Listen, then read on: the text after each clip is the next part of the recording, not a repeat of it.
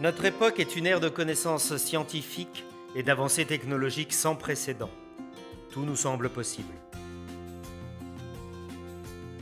Ainsi, nous pouvons nous permettre de vivre dans une abondance inédite.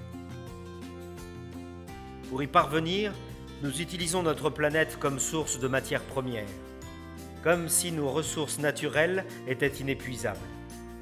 Nous les extrayons, nous les transformons, nous les utilisons, puis nous les jetons à la poubelle.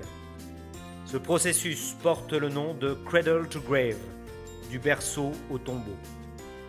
De cette manière, nos déchets se retrouvent malheureusement en des lieux pour lesquels nos produits n'ont pas été conçus, avec des conséquences néfastes pour nous, les êtres humains, pour les animaux et pour notre environnement. Il est grand temps de prendre conscience que la Terre ne peut supporter qu'une quantité limitée de déchets et que des matières premières importantes seront bientôt épuisées.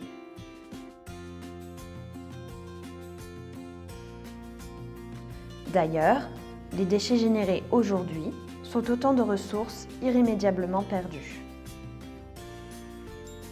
De plus en plus de personnes prennent conscience de cette problématique. C'est pourquoi nous nous efforçons de contrer cette tendance en diminuant autant que possible notre consommation de matières premières, en évitant de produire des déchets, en réduisant nos émissions de CO2 et en visant à long terme l'objectif zéro émission. Mais peut-on vraiment atteindre ces objectifs ?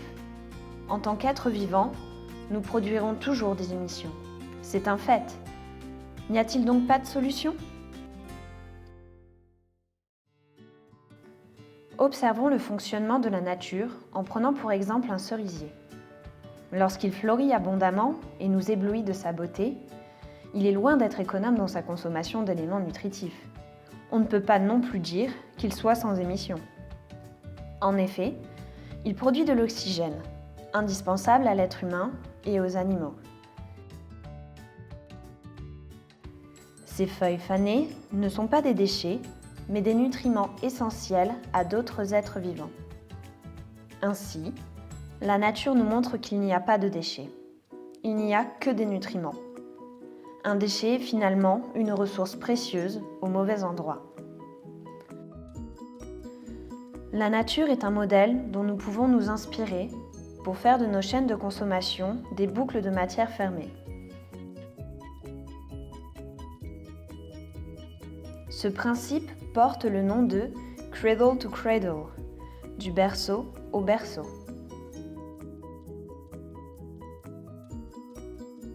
Ce principe implique la distinction entre un cycle biologique et un cycle technique. Le cycle biologique comprend tous les éléments qui peuvent se dégrader dans la nature. Il ne rejette pas de substances nocives et contribue à régénérer les sols. Le cycle technique rassemble quant à lui tous les éléments non biodégradables, toutes les pièces qui ne trouvent pas leur place dans la biosphère. Un tri clair entre ces deux cycles est important. C'est pour ça que les différents constituants d'un objet doivent être facilement séparables. Ces composants sont autant de ressources utiles à la fabrication de nouveaux produits. Ainsi, ces produits ne sont pas seulement le moins nocifs possible, mais en plus, ils ont un impact positif. Nous pouvons non seulement réduire notre empreinte écologique négative, mais en plus, nous pouvons augmenter notre empreinte écologique positive. Pour ce faire, dès la conception d'un produit, nous devons prévoir clairement ce qu'il adviendra de ces différents constituants à la fin de son cycle de vie. À terme, nous pourrions ainsi vivre en équilibre avec la nature, sans pour autant renoncer à notre qualité de vie. Le concept de cradle to cradle nous en donne l'opportunité.